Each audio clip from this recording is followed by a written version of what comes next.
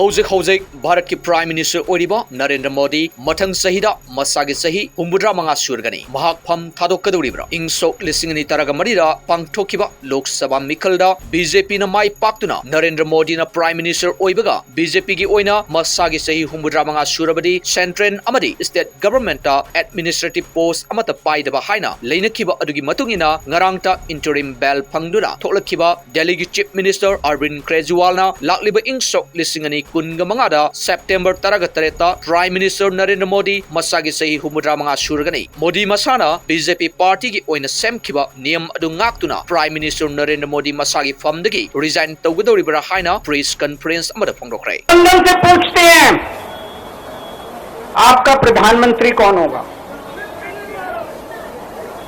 मैं बीजेपी से पूछता हूं आपका प्रधानमंत्री कौन होगा।